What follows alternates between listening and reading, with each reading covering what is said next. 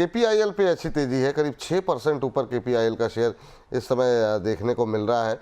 अगर एक नज़र डालें शेयर पे तो आज अच्छा मोमेंटम बनता हुआ दिखाई दे रहा है। कल्पतरू प्रोजेक्ट में एक यहाँ पर ऑर्डर की भी खबर थी, उसके चलते भी यहाँ पर एक मोमेंटम बनता हुआ दिखाई दे रहा है। सर, कल्पतरू को करीब 2300 करोड़ का ऑर्डर मिला है, शायद ग्राफिक्स भी इसके रेडी हैं, तो एक बार दिखा दीजिए। 2300 करोड़ से ज़्यादा का ऑर्डर कंपनी को मिला है और ये ऑर्डर जो है वो विदेशी बाज़ारों में ट्रांसमिशन, डिस्ट्रीब्यूशन, इन सब चीज़ों के लिए मिला है। और FY26 में इनके पास जो ऑर्डर बुक है वो 22,500 करोड़ तक पहुंचती हुई दिखाई दे रही है। और आज हम देख रहे हैं कि सुबह से ही काफ़ी अच्छा मोमेंटम कल्पतरू के अंदर देखने को मिल रहा है। आपकी टिप्पणी क्या होगी सर कल्पतरू पे? सर फंडामेंटली बढ़िया स्टॉक है। 16,000 करोड़ के आसपास मार्केट कैप है, 520 करोड़ के आसपास प्रॉफिटेबिलिटी है। तो कंपनी का सेल्स, प्रॉफिटेबिलिटी, मार्केट कैप तीनों सही है, लिक्विडिटी अच्छा है। और एक बात की सर, जो चार्ट में मैं देख पा रहा हूँ, एक जो शॉर्ट टर्म बॉटम बना है, जो एक सपोर्ट लिया था वो है 850 के आसपास। तो 850 के बाद लगातार अभी ऊपर ही आ रहा है। तो मुझे लगता है कि जितना नीचे आना था शॉर्ट टाइम फ्रेम में आ गया। और एक बात सर, लगातार जो 22 अक्टूबर 22 था उसके बाद से कभी भी स्टॉक ने अपना जो वीकली मूविंग एवरेज प्राइस है उसके नीचे कभी भी क्लोजिंग नहीं दिया। लेकिन अभी वीकली जो मूविंग प्राइस है उसके नीचे ट्रेडिंग हो रहा है। 1050, 1050 के ऊपर जैसे ही फिर से क्लोजिंग देगा एक बार वीकली बेसिस पे, क्योंकि मैं डेली बेसिस पे नहीं कहूंगा, जब भी हम इन्वेस्टमेंट के बात बोलते हैं हम यहाँ पे वीकली बेसिस पे देखते हैं चार्ट में। 1050 के ऊपर जैसे ही क्लोजिंग देगा ना, इमीडिएटली लेवल पे जो ऑल टाइम हाई था 1420, 1450 के आसपास आपको फिर से दिखेंगे। तो जिनके पास है उनको डेफिनेटली होल्ड करना चाहिए। जिनके पास है उनको निश्चित रूप से होल्ड करना चाहिए। और हमारे एक दर्शक की टिप्पणी आई है और उन्होंने 2-3 जो है PSU शेयर हमें भेजे हैं, कहने लगे इस पर जो है प्लीज़ व्यू दिलवा दीजिए। कह रहे हैं विपुल गुरुदेव जी, कोटि कोटि प्रणाम। आपको भी कोटि कोटि प्रणाम सर, जो है अपने प्रश्न भेजने के लिए। ये तीनों सवाल इनके इसलिए ले रहे हैं क्योंकि इस पर इससे जुड़े हुए हमारे पास 4-5-6 लोगों के और भी सवाल हैं, तो एक साथ जो है सबको एड्रेस करते हैं। पावर से जुड़ी हुई SJVN इनके पास है, 118 पे लेकर के बैठे हुए हैं, 100 शेयर इनके पास है।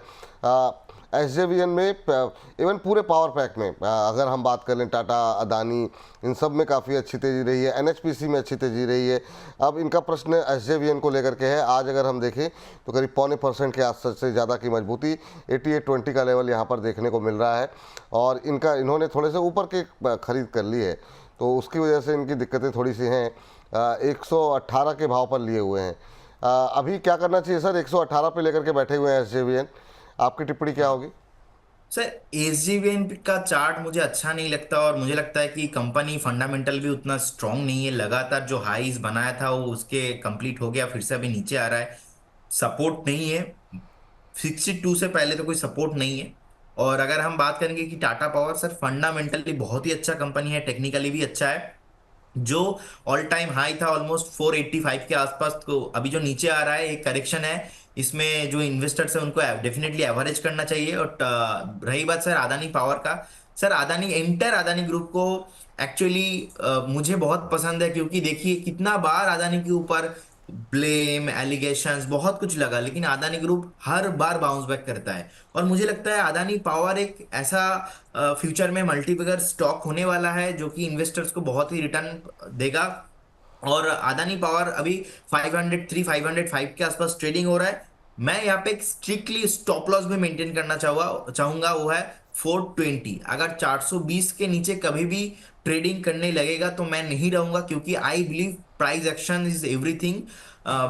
ट्रेंड इज माय फ्रेंड, जब तक ट्रेंड सही रहेगा मैं रहूंगा। क्योंकि अदानी जी के जब हम बात करते तब यहाँ पे वॉलेटिलिटी भी हाई है, रिस्क भी बहुत ज्यादा होता है, लेकिन चार्ट में और टेक्निकल और फंडामेंटल दोनों ही अच्छा है। सो मेरा फेवरेट काउंटर रहेगा Tata power and Adani power. Adani power. Sir SJVN पे क्या बताया सर आपने?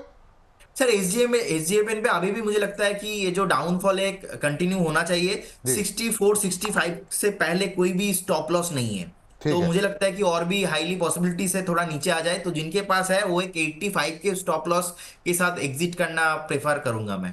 85 के स्टॉप लॉस के साथ एग्जिट करना प्रेफर करेंगे। एक चीज़ यहाँ पर जानना चाहेंगे सर, चूँकि अभी हमारे जो प्रोड्यूसर साहब हैं उन्होंने जो है सुजलॉन का चार्ट दिखा रहे थे, और उस पर मैंने देखा कि 5% से ज़्यादा की अब तेज़ी देखने को मिल रही है सुजलॉन में। अब ये 55 के आसपास पहुँचता हुआ 54-77 का लेवल देखने को मिल रहा है। ये देखिए 4% से ज़्यादा की मजबूती जो है देखने को मिल रही है, और शानदार मूव ये सर यहाँ पर देखने को मिल रहा है। क्या ये जो जो रुकावट आ रही थी ये दूर हो गई है? पिछले कई दिनों से जो 50 के इर्द गिर्द घूमता हुआ दिखाई दे रहा था, एक कंसोलिडेशन का फेज चल रहा था, क्या वो ओवर हो गया है? और इस रैली में सर कहाँ तक जा सकता है? अगली रुकावट सुजलॉन के लिए क्या हो सकती है आज की जो 5% की तेजी है उसको ध्यान में रखते हुए? सर 59 तक हाईली पॉसिबिलिटी से जाएगा। 59 के आसपास एक रेजिस्टेंस है, और लोअर साइड में 44 45 एक बेस बनाया है। तो जब तक 45 44 नहीं ब्रेक करता है, उससे पहले फिर से यही पॉसिबिलिटी से एक बार आपको 65 70 तक दिखने को मिलेगा। लेकिन 55 में 59 में एक रेजिस्टेंस है। जब 59 ब्रेक होगा उसके बाद 65 एंड 70 तक आपको दिखेंगे। और जिनके पास है, आपको एक स्ट्रिक्टली स्टॉप लॉस भी मेंटेन करना है, वो है 45। अगर कभी भी स्विट्जरलैंड 45 के नीचे होता है, जाता है कभी भी, तो मैं इस काउंटर को नहीं रखूंगा मेरे पास। ये 59 के आसपास 2-3 बार रुक करके 54-55 क्रॉस करके वहां से लौट आता है। इस बार क्रॉस करेगा क्या सर? पहला टारगेट आपने बोला 59, क्या ये जो इसका प्रीवियस हाई है 85 के आसपास, जहां पर कि 75 के ऊपर इनफैक्ट काफ़ी ज़्यादा लोगों की पोजीशन है 70 के ऊपर, वहां पे लोग पूछ रहे हैं कब तक आ सकता है ये? अभी सर चांसेस ये है? बोलना बहुत ही मुश्किल है, because trend is our friend ना। तो जब तक 59 और उसके बाद 65 के लेवल के ऊपर क्रॉस नहीं करेगा, क्योंकि सर अभी मार्केट खराब है, ओवरसोल्ड हो गया था तो इसलिए नीचे आया। 45 44 एक स्ट्रॉन्ग सपोर्ट बनाया। तो अभी जो बाउंस बैक आ रहा है, एक जस्ट जितना ओवरसोल्ड हो गया था उसका एक रैली आ रहा है। 59 एक रेजिस्टेंस है, 59 के ऊपर आएगा तो 65 70। मैं हमेशा लेवल टू लेवल चलता हूं सर, और मेरा एनालिसिस ऐसा है, और इसमें मैं बहुत सफल होता हूं। क्योंकि आपने देखा 24,500 से लेके मार्केट 22,000 आ गया, और अभी मैं धीरे धीरे थोड़ा थोड़ा पॉजिटिव हो रहा हूं, क्योंकि मेरे को लग रहा है कि मार्केट फिर से ओवर द टाइम ठीक हो जाएगा। तो अभी स्विट्जरलैंड के लिए भी सेम चीज है सर। हमने देखा कि पेनी स्टॉक रहा था बहुत साल, मतलब लगातार अगर हम 2018 2019 2021 2022 परफॉर्मेंस नहीं रहा। और 2022 के बाद 2023 के बाद जो रैली बना था चार्ट में, वीकली जो मूविंग प्राइस है जो पॉजिटिव हुआ है, वो लगातार हमने देखा कि 10 रुपीज से ऑलमोस्ट 85 हो गया। अभी 85 से नीचे आते आते एक ब्रेक हुआ है, वीकली मूविंग प्राइस हुआ है 64 65 के आसपास। 65 वीकली बेसिस क्रॉस करेगा, देन वीकली बेसिस सही होगा। और 59 एक अभी रेसिस्टेंस है। 59 एक रेजिस्टेंस है। चलिए, बिल्कुल आपने सही कहा सर कि आप सफल हैं अपने एनालिसिस में, और यही आपकी जो सफलता है, यही आपकी पॉपुलैरिटी और आपकी लोकप्रियता की वजह है।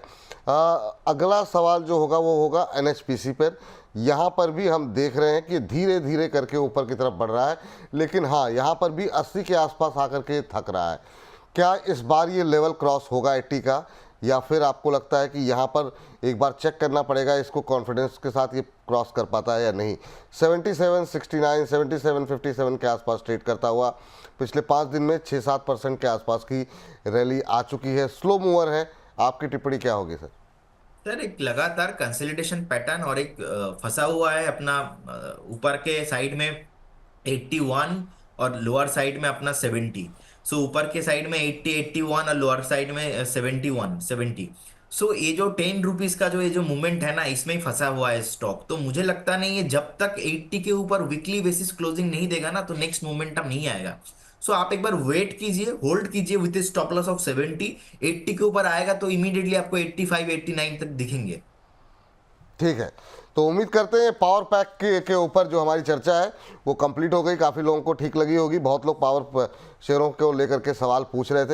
एक जेपी पावर को लेकर के काफ़ी लोग, छोटा शेयर है, काफ़ी सवाल हमारे पास आ रहे हैं। जेपी पावर सर, क्या सिर्फ पावर की वजह से इसको पोर्टफोलियो का हिस्सा होना चाहिए? बहुत लोगों ने, एक अच्छी तेज़ी रही, जैसे जेपी है, रिलायंस पावर हुआ, ये लोगों को सस्ते लगे इसलिए लोगों ने इस थीम के अंदर पैसे लगा दिए। फिर उसके बाद से काफ़ी ज़्यादा हाई वॉलेटिलिटी वाले शेयर हैं, अपर सर्किट लोअर सर्किट भी लगते रहते हैं। आपकी टिप्पणी क्या होगी? अवॉइड करना चाहिए ऐसे शेयरों को? सर मार्केट में इतना बढ़िया इतना अच्छा स्टॉक है, इन्वेस्टर्स को वहां पे ध्यान चाहिए देना चाहिए। मुझे लगता है कि आप देखेंगे प्रोमोटर होल्डिंग भी नहीं है, 24% प्रोमोटर होल्डिंग है। और प्रोमोटर के जो जो भी पहले होल्डिंग था 79%, वो भी प्लेज करके रखा है।